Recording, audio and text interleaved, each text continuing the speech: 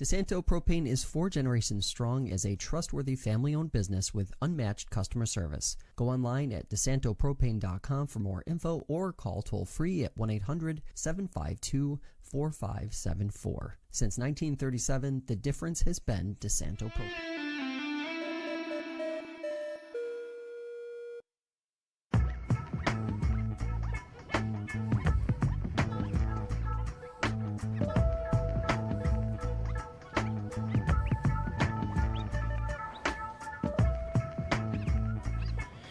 Hello, everybody. Welcome into Fresh Takes with Russo and Felice. I am Paul Russo, and today I'm not joined, as always, by Nick Felice. Instead, he's on vacation. I'm happy to say I got Kyle Evans here with me today. Kyle, happy to get you on here. Appreciate you filling in, pinch hitting for Nick today, and I'm sure you're a little bit excited maybe to get a little bit more outside of the local sports talk range here and go a little more broad. So really appreciate you hopping on and joining me today for a little bit. Yeah, definitely excited to talk some sports. It's cool to make my debut. I just hope I go 1 for 1, at least a single. As long as you go down swinging, right? Well, we're both baseball guys. We'll go with that adage, and no, I'm sure you'll be doing all right. Luckily, week 3 gave us plenty to talk about in the NFL scope, and I know you're not quite on the college side of things, but luckily, I think outside of Syracuse, it was a pretty ho-hum week anyway on that side, so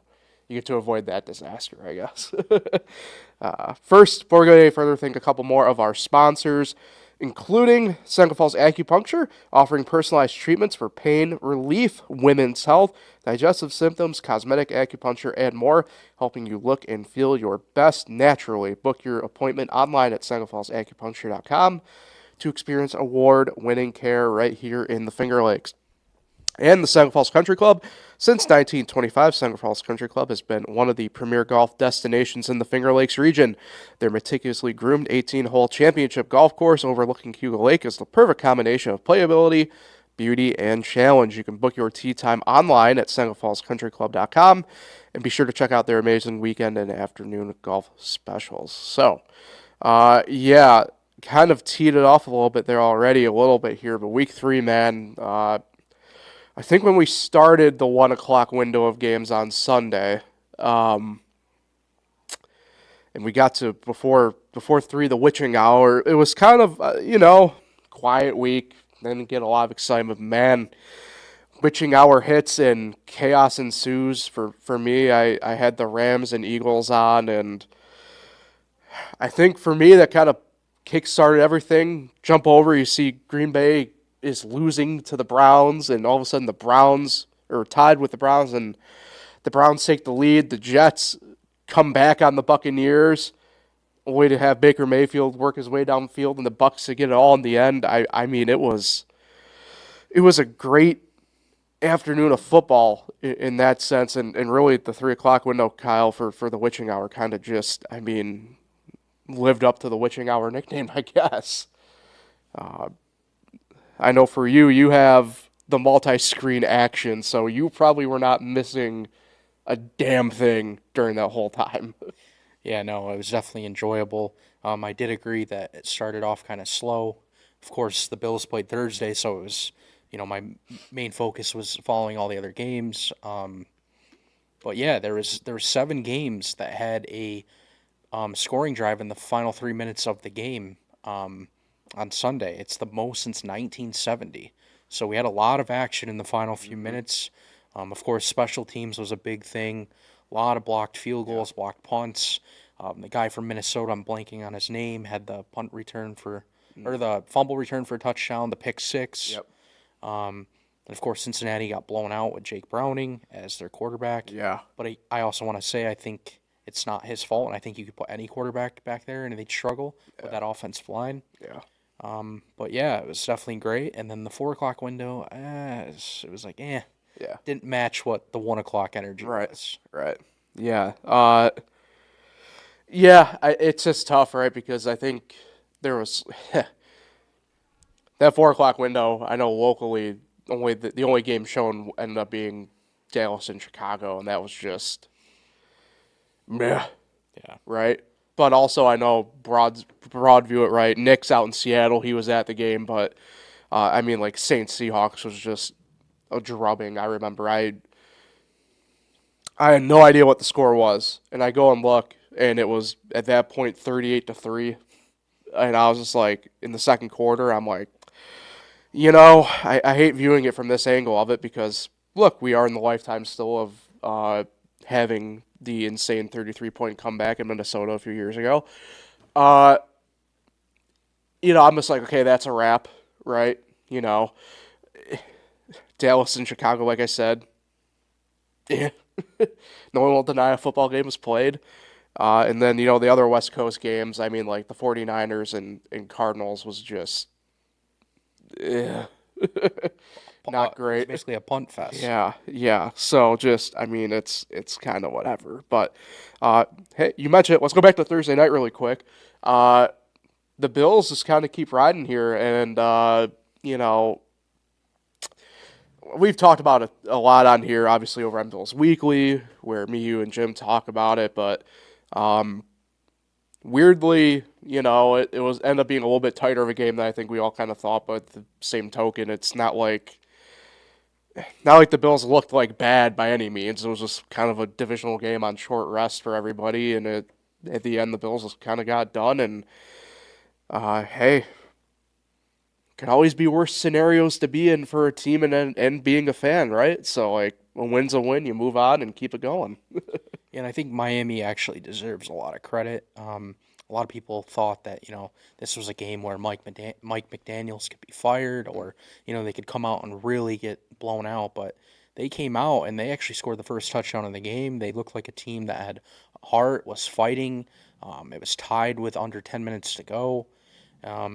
I thought they came with a lot of energy and didn't back down. They tried to go steal that from the Bills, and they were right there. But at the end of the day, the better team won. The better team by far won. Yeah. And we've seen these tight divisional games even last year. The Bills had one in Buffalo against them where they won on a walk-off field goal. So, and you look around the league, there's a lot of divisional games that have, tight games every week. So, Cowboys-Giants a few weeks ago.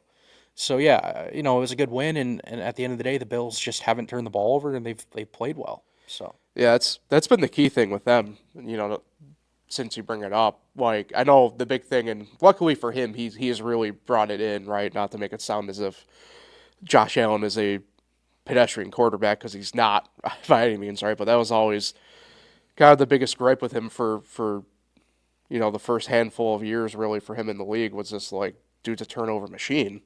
And, especially in the past few years. But, yeah, I mean, this year, knock on wood in particular, man, he's been pretty good. And elsewhere, it's not just him, right? But, like, I don't even think I'm sure, they have. I don't want to make it sound as if they're the only team to not. But, like, I can't even think of, like, an actual, like, fumble off the top of my head the first 3 weeks of the season. Like I said, I could be wrong, but I can't think of anything off the top of my head. Yeah, there was actually just a James Cook fumble, but Right, I can't remember what week that was, but they fell right on it and got it back. But yeah, they're only one of 3 teams that doesn't have a turnover this year, and Daniel Jones and the Colts being one, and Baker Mayfield and the Bucs being the other. So when you don't turn the ball over and you have a good quarterback like all those teams do, except do the Colts have a good quarterback? I don't know. Well, about that. You're going to be in good shape, and those teams are all undefeated. Yeah, so, yeah. It's a novel concept, right? Play good enough defense, get enough points, don't do anything stupid, and you'll get some W's. Yeah. Again, that's another good game, though, we bring up from even, like, the 1 o'clock window. I mean, the Colts just absolutely drubbed the Titans. That game was over in 20 seconds. So, it's just one of those things where I think a few of those games really spared us from probably overlooking what was, I don't want to say a boring week in the NFL, because there are, I think, some storylines to take away, right? Like, I know they won by multiple possessions, but, like, Kansas City struggled with the Giants. I know for, like, me and you, Kyle, especially, who buy into the theory of, like, Baltimore maybe not being as good as we think that they usually are in these, what we'll call high-pressure games. Maybe not necessarily primetime games, right? But, they lose to Detroit on Monday night, like, it's just one of those things where it's like, outside of kind of that stuff, yeah, we might not really have had a lot to kind of talk about here, recapping week 3 in the NFL. Yeah, the only one I think we could mention is maybe that Denver Charger game. Good call. Yeah. Unfortunately for the Broncos, they've lost back-to-back weeks on last-second field goals. And I think another topic would be that Bo Nix maybe has taken a little step back from where he was last year. But, of course, we're only 3 weeks in, but that's just what you see early on. And we've seen this a lot throughout the years where in the second year, these quarterbacks sometimes, take a little step back. They aren't the same as they are in the rookie year. I don't think we could compare that to C.J. Stroud, though. Yeah. Something that's like a rare thing. Yeah, another in-division game last weekend. Houston's got to be one of the biggest, I guess, anomalies in the NFL right now, where it's like, what the hell is happening here? Like, they do have talent. Let's not get it twisted, right? Like Nico Collins is a good wide receiver, right? Stuff like that, and I don't. The Stroud thing is very confusing. It feels an awful lot like, and it's funny because they played this team and they did lose to them. Kind of feels like we've been trying to do with Trevor Lawrence for a couple of years in a way where it's just like, and I think finally people are just like, okay, he's just an average quarterback. There's nothing wrong with it. It's just that's what it is. Maybe that's the case with Stroud. I know you brought up some numbers though Monday when we were talking. I can't remember off the top of my head, but it's like Stroud's just been, I don't know, just kind of an average quarterback, more or less. Like, yeah, he's probably had more valleys than peaks in the past couple of years in that sense of, like, whatever, but, like, he's just there. You know what I mean? Like, he's not overwhelming you like he did his rookie year, unfortunately. Yeah, and the thing is, they're not just one of the worst teams offensively. They are the worst. Yeah. They're averaging 12.7 points per game. They just played a divisional game where they put up 10. Yeah. I will say, though, yes, C.J. Stroud has not looked good. His accuracy's looked off and all that.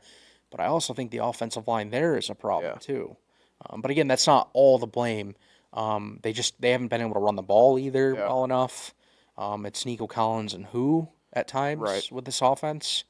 It hasn't looked good, and it's kind of like crazy to watch from where he went from his rookie year to now. Yeah. And you mentioned the O-line. I don't think either one of us had, to go back to the Daniel Jones thing, you have a league best offensive line in Indy, and stuff's kind of happening there that we didn't expect. In a really good running game. It's the stupid little things that make the difference in football, and I'm kind of seeing it there, I guess, right now. So the only bright spot, though, for Houston is their defense. Yeah. They would be much worse if they didn't have a defense. So, they're still, believe it or not, they're 0-3. With their defense that they have, if they can just fix the offense, they're technically not out of it yet. No. But they got to change it immediately this week. Yeah, they're going to have to get going with that. On deck for them, another divisional matchup, so we'll see how well that goes there. Before I guess we get to the picks here, I'm gonna take a victory lap on the Baltimore thing again. Like, I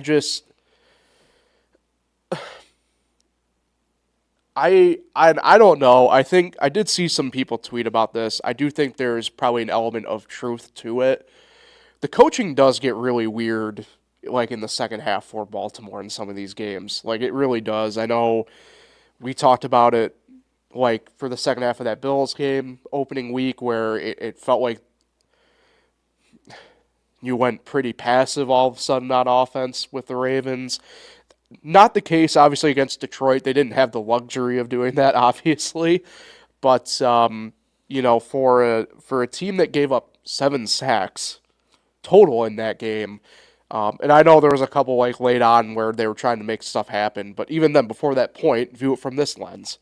If you give up 4 through 3 quarters, or 5 through 3 quarters, whatever it ended up actually being at that point, try and come up with something a little bit different. Like, I don't know. Like, I don't think it's that difficult, especially for a team and a coaching staff that the general public holds in this really big pedestal area still. I just don't get it. I don't view them necessarily as a Super Bowl contender. Sure, playoff contender, yeah, but, like, I go back to it. I've said it probably out of the NFL specific podcast we've done over here on the Fresh Take side of things.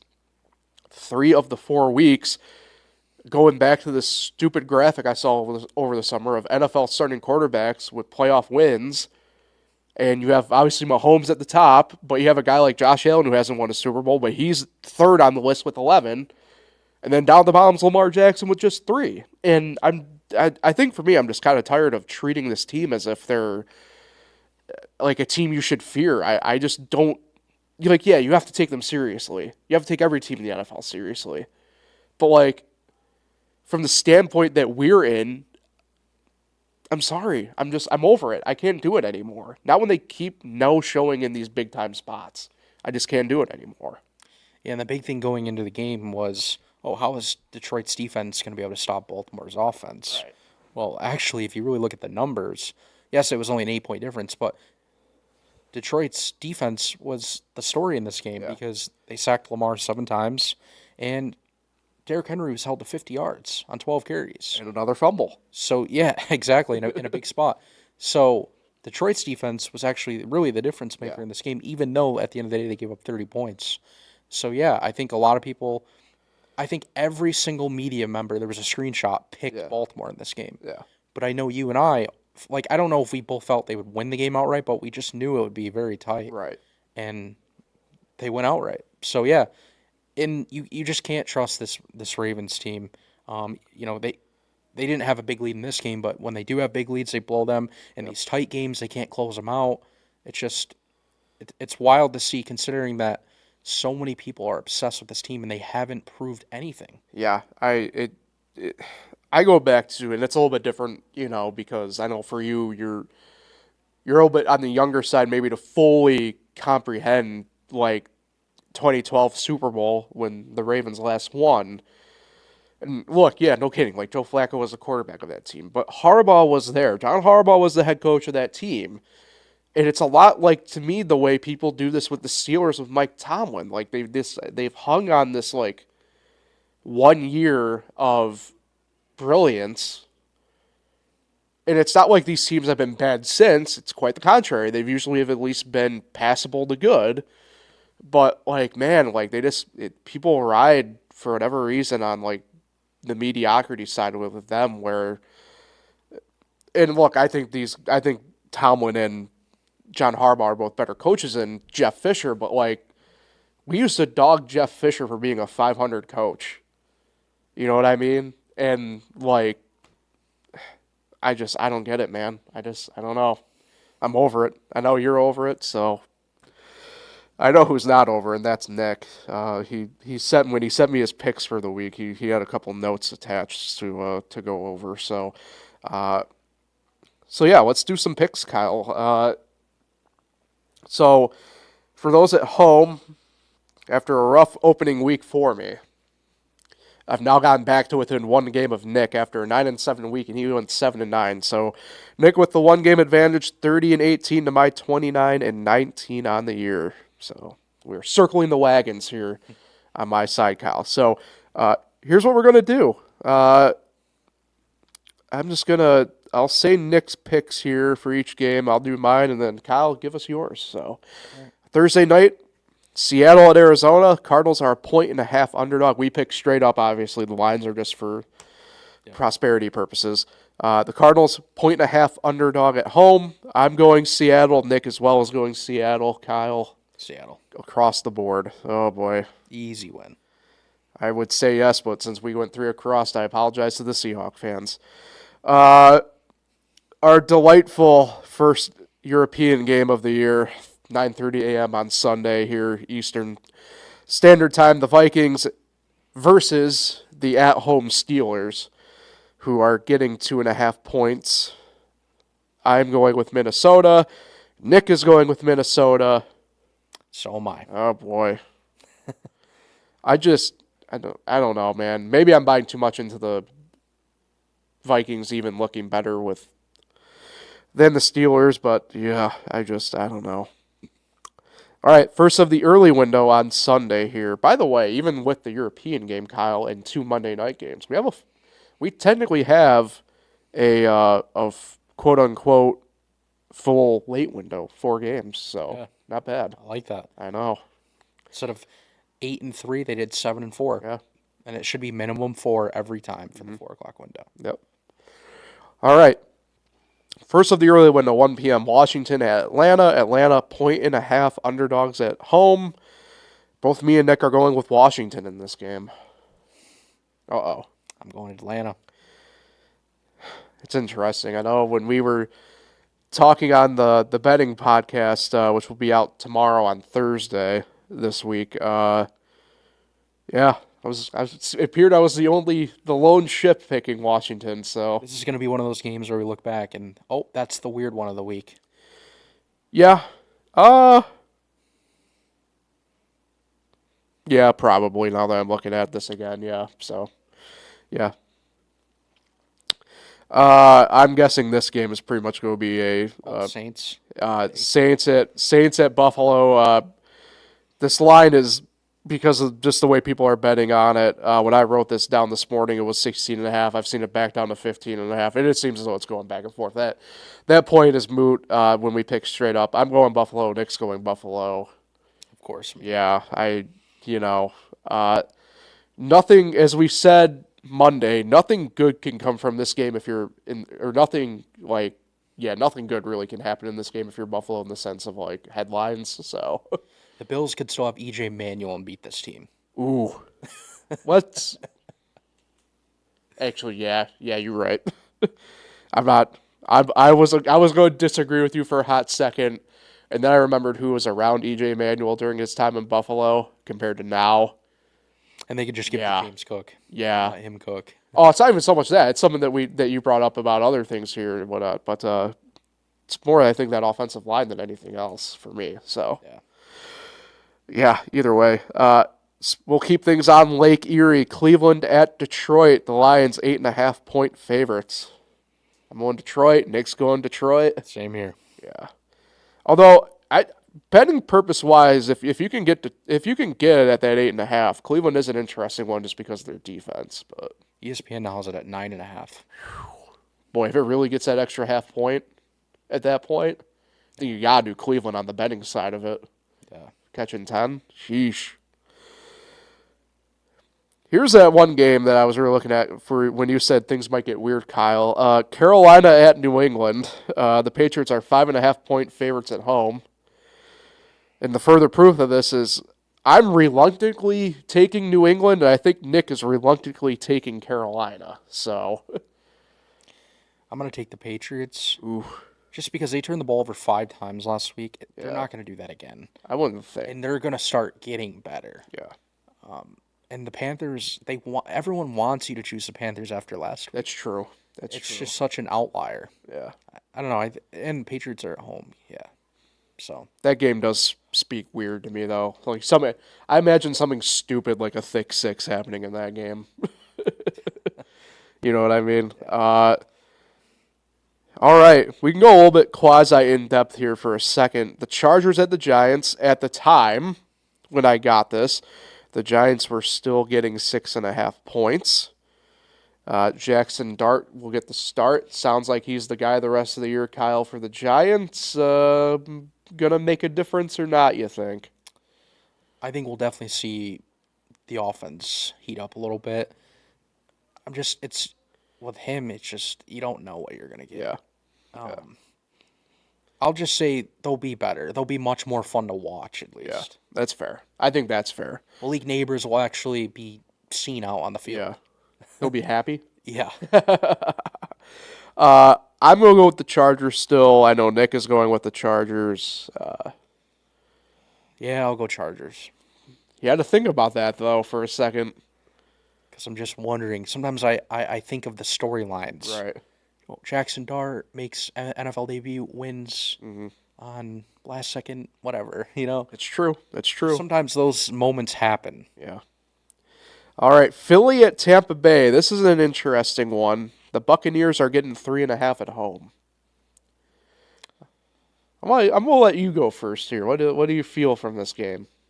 Of course, I want the Buccaneers to win this. Yeah. But no Mike Evans. They've won 3 straight on last-second drives. They're due for a loss. The Eagles are going to win this game. Even though the Eagles have not been impressive. That's my thing here is, and I'm going Tampa Bay. I don't know if this is the reason, but Nick is also taking Tampa Bay. But it's never good when Drew Brees is talking about your offense being boring. And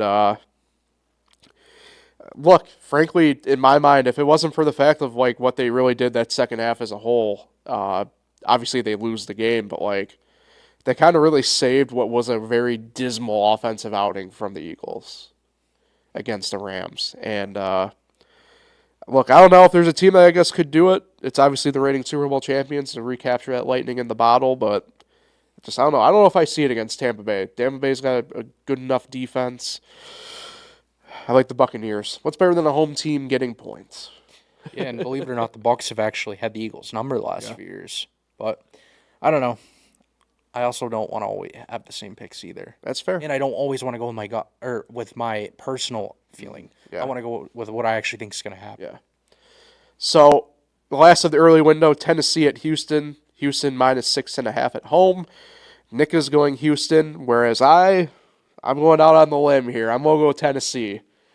I just not like what I've seen from Houston so far. It's not like Tennessee's light the world on fire either, but eventually Cam Ward's got to get that first win off the back, so I'm going to go with Tennessee.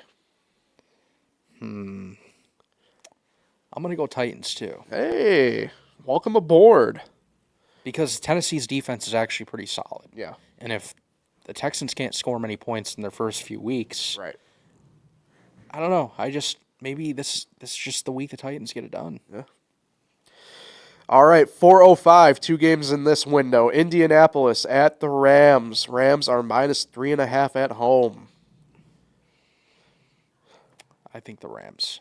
You and Nick are both going Rams. I'm going the Colts. We'll go out on the limb here. I don't know. I just think a little wind out of the sail after the Rams after the way last week ended and everything. And I don't know. I like the Colts defense. I really do like that Colts defense. So I will trust it. All right. Oh, man. This matchup I do not know what to do with. Jacksonville at San Francisco. San Francisco minus 3.5 at home. I'm going San Fran. Nick's going Jacksonville. I don't feel great about either side in this game. Frankly, it's one I'm probably not going to see a ton of. Yeah, and I don't have the stat anymore, but the Jags have a historically bad record in California. Yeah. It doesn't make sense. They go to California and they have like maybe 1 or 2 wins all time. Yeah. But I think they win this one. Okay. It's Like just what I've it's seen a from Trevor Lawrence. it's a battle of very average white quarterbacks in that game. And Mac Jones, if he goes again, is he finally gonna keep declining? Because last week he did not look good. Right. Only that first week. Yeah. All right, first of the late window. Baltimore at Kansas City. Kansas City getting 2.5 at home. Kyle, I'll let you go first here because Nick has a specific note he wants to read to me. Yeah, I'm taking Ravens. Okay. Nick is going Baltimore as well, where I am going Kansas City. At this point, Nick is like, why, Paul, for those who know. Need I say more that I already talked about with Baltimore, but I brought this up. You'll see it tomorrow, Thursday on the betting podcast, especially in the Mahomes era. When was the last time Kansas City was getting points in this sense, right? And I know it's different. We're picking head-to-head here, but I'm going with that side of it. I'm also going with the fact Baltimore, again, I just don't trust him in these big-time games anymore. Can't do it, not doing it. However, there is a caveat to this. If Kansas City goes out and does lose this game, for sure, I don't know if we necessarily write them off the entire season, but they're going to have to be punching uphill the rest of the way. Yeah. You know, I don't know if this is necessarily a must win, right? But like you have the Chargers who are very clearly, at the end of the day, they got the job done last week. I know it took a last-second field goal. I don't really care. But Chargers appear to be legit. At the worst-case scenario, the Broncos are going to give you fits. And I know the score didn't say otherwise, but says otherwise. But like it's very apparent that the Raiders you aren't going to be able to take lightly anyway. So especially divisionally speaking, Kansas City's in a rough spot. So, I don't know. Maybe that's what we call hope money going on there. Either way. Chicago at Vegas. The Raiders are 1.5 favorites at home. Yeah, this is going to be the tie week. I'm kidding. I'm going to go Raiders. Yeah, me and Nick both going the Raiders as well. I'm not buying back-to-back weeks of Bears looking competent. Yeah, no way. Sunday night football, Green Bay at Dallas. Dallas 6.5-point underdogs at home. Me and Nick both taking Green Bay here as well. Same. Imagine so that's a Dallas team without CD Lamb. Terrible defense. It's weird how I feel like there is going to be some sort of rebound still based how they played last week. I don't think Green Bay is going to allow for it. No. So. All right, our first Monday night game, 7:15 kickoff. The Jets at the Dolphins. The Dolphins are 2.5-point favorites at home. This is gross. Yeah, battle of 0-3 teams. Yeah. I'm going to say the Dolphins get this. Yeah, me and Nick went the Dolphins as well here. If this was in MetLife, I'm probably going the Jets, but... And their defense has actually been overrated. Yeah. A lot of people, and including myself, thought the Jets' defense would be pretty good. Yeah. And I think, yes, them coming back last week in Tampa Bay was nice to see, but I also like the way Miami came out in Buffalo and played. Yeah. Now they're home. Yeah. I think Miami gets it done. Yeah. All right. 8:15 kickoff for Monday Night Football. Cincinnati at Denver. Denver 7.5-point favorites. Damn, Jake Browning. Why you have to do me dirty like that this past weekend after hyping you up? And he might get killed in this game. Yeah, me and Nick, Offensive line against that offensive line. me and Nick both took Denver here. Yeah. It's just Oy. Run for your life, Jake. Yeah. Run for your life. All right, that's it for the NFL side of it. We'll handle college stuff here quickly before we get out of here. Like I said, I think locally, if it wasn't for Syracuse upsetting Clemson, and then obviously the few storylines that kind of came out of there, might have been a kind of ho-humish week. Indiana just smoked Illinois. Did not really have that on my bingo card, obviously, as we'll show the results from the picks last week there. But yeah, I know for you, Kyle, you have to do a little bit paying attention, obviously, with the Syracuse stuff. But first time Syracuse has gone into Death Valley down in Clemson and won. They were 16.5-point underdogs by the time it closed out down for betting. But the main storyline, Steve Angeli done for the year, blew his Achilles. Ricky Collins under center. Gonna be an interesting way the rest of the year for Syracuse with that. I still have faith in Ricky. I mean, they brought him in before Angeli, obviously, but I think, for what it is, it still is a really great high for Syracuse getting this win, Kyle. And I know for you, just probably watching football itself at that point, something like that's got to be good for a team, no matter what level you're playing at, where you're playing at, stuff like that. Yeah, and during the lightning delay, I don't know how you felt because you paid attention way more, but I always just felt like Syracuse was going to blow the game, and they never did. Yeah. And it's more too because of the quarterback injury. I thought that on top of that long delay, and how good of a start it was just too good to be true. That was my thinking. And then when they held on and kept, I think they got a big stop on 4th down late in the game, and I'm like, wow, they're actually going to win this game, and they've never done that, like you said, at Clemson. So it was a big win for the program. Yeah, the last time they played down there a couple of years ago, they did a pretty similar jump on Clemson. They got out like 21-10 pretty early, and it just halftime came and it was off the rails pretty quick. So yeah, it's totally understandable having that mentality. We're also it's different too, right? It's hard to read locker rooms in that sense. That was the last year with Dino, obviously. Compared to we're in year two of Fran, but yeah, it definitely we'll call it the PTSD of being a Syracuse football fan. It definitely crept up a little bit for me. It's tough. This is a really weird Clemson team at this point, to put it bluntly. So, but I definitely see what you mean, and probably felt a little bit too what you're getting at. Yeah, and this was the start of their upcoming like toughest stretch, is what I've also been seeing. Yeah. Like they have a lot of teams that are coming up that I forgot what they said that made the playoffs. I don't know how it goes, but they have like Pittsburgh, Yeah. Duke, who they're not favored against. Yeah. So I guess this is like the toughest part of their schedule. So we'll see what this team really is. Yeah. And then they have the backup going, so it kind of changes things too. Yeah, this is look, going into the year, Syracuse said I think it was wound up being the third toughest schedule officially. Things have changed. I don't, Pitt's probably not where a lot of people thought they were going to be. Miami coming up, Notre Dame. Yeah, at Miami and at Notre Dame are the two big ones, obviously. Pittsburgh remaining. Yeah, that? Pitt's not as good as people thought they were. That's actually, in terms of Power 5, that is the worst offense in the country, the Pitt offense.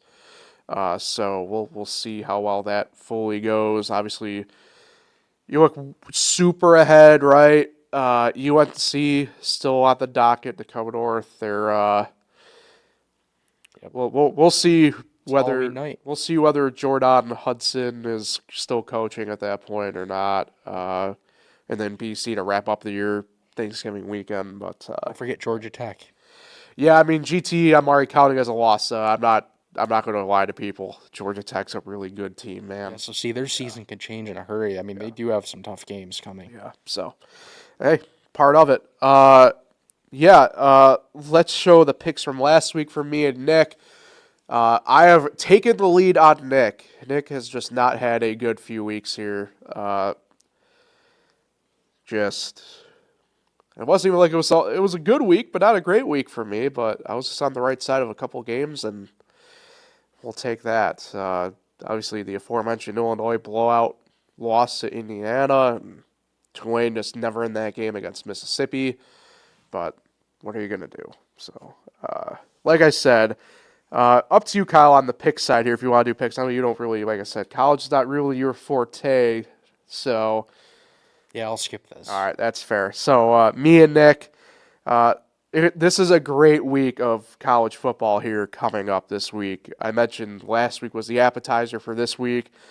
Tough to pick some games here, but we have it narrowed down to 5. Starting with noon on Saturday, number 21 USC at number 23 Illinois. Illinois getting 6.5 at home. Me and Nick going against each other here. I'm going to go with USC. He's going with Illinois. 3:30, number 4 LSU at number 13 Ole Miss. Ole Miss 1.5 favorites. Again, going opposite here. I'm going to Ole Miss. Nick going with LSU on the road. That's going to be a pretty good barometer test for both teams in the SEC there. Indiana, number 11 in the country, on the road at Iowa. Iowa getting 7.5. Both me and Nick going Indiana there. 7:30. Great set of night games here. I know, Kyle, for you, you're a sports fan. I recommend you for sure check out the first game here. Number 6 Oregon and number 3 Penn State. Penn State doing a whiteout game for this game. Crazy atmosphere down in the Beaver Valley downstate college. Penn State 3.5-point favorites at home. Both me and Nick, though, we're going to go with the Oregon Ducks on the road in that game. And then number 17 Alabama, number 5 Georgia. Interesting line here. Georgia's only a 2.5-point favorite, but both me and Nick going with the home team in Georgia for that game. So that is it for that. Pretty much all I got this week, Kyle, on that front, because normally for baseball this time of year, me and Nick just kind of save it for when the playoff field's already set a little bit, but we'll take a couple bits here. Yankees clinched yesterday, which half the battle's done there, I guess, in that sense. Yeah, these are some big series going on around them, though. Obviously, probably the one really highlighted is Boston and Toronto, though. We were both talking off air a little bit about it, how we're both, it's weird to be kind of caught in the middle of this as a Yankee fan, but definitely pro Boston this week in this series. Hopefully the Yankees can get that higher seed and be division winners and hopefully catch a few extra days off in the process with that. That'd be pretty big, I would imagine. And both our mutual hatred of John Schneider is kind of carrying that too, I would say.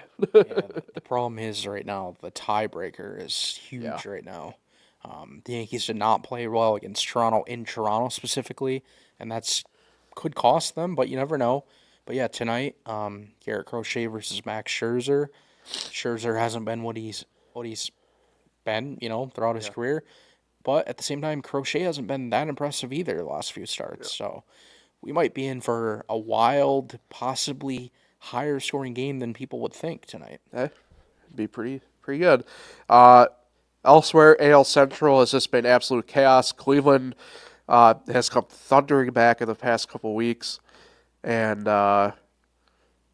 with defeating the Tigers yesterday, find themselves now in control of the AL Central. Absolutely crazy. The NL picture is just the wild card is going to be interesting here in the final couple days. Cincinnati loses yesterday, the Mets beat the Cubs. It's just, I mean, as a baseball fan, we have a fun final 4 days left of the 4 games left of the season really here to really indulge in and see what kind of happens. And Sunday, man, there's going to be a lot of TVs with both baseball and football on, I'm assuming. Yeah, definitely. It's pretty crazy that 30 days ago, Detroit had a 12.5 game lead on Cleveland, and now, like you said, they control their own destiny. Of course, the middle game of the 3-game series is tonight. The Guardians just announced while we're live that, of course, David Fry will miss the rest of the year after getting hit in the face by Tarek Skubal. It's kind of a big loss because I've told you off air before, that guy literally kills lefties. Yeah. He's actually a big bat for them when they face left-handed pitching. So if the Yankees were to see them, I mean, that's kind of a big guy to avoid. But yeah, I'm excited for the finish. I'm still not sure if the Mets hold on. At the same time, the Reds don't string together enough wins to possibly get in. But the Mets also have to play 2 more against the Cubs. And then they go to Miami. I believe it's in Miami. Where they, for some reason, don't play the Marlins well. The Marlins put up fights against them. So the Mets aren't guaranteed to even make it yet, even though they control their own destiny. Yeah. So we'll see what happens. I've told you off air I'd like to see the Diamondbacks get in just because I liked, their manager. But I just don't see it. Yeah, but you never know, though. It's been chaos. They got 1 win this week already. Yeah. So keep fighting. It's half the battle. Snakes. Yep. So snakes alive, right? That was what the sign was last year. So hey, Kyle, really appreciate you taking some time here, hopping on and pinch hitting for Nick. You hit a home run, so don't you worry. You did job well done, and hopefully we can get you on again here down the line, and it's fun. It'd be pretty awesome. So thanks again, really appreciate it. Yeah, no problem. All right, so we'll be back at it again next Wednesday. Nick, barring him not getting lost on an airplane, will be back in studio with me next week, 2:30 here on Wednesday on Fresh Takes. Enjoy the week, everybody. We'll talk again next week.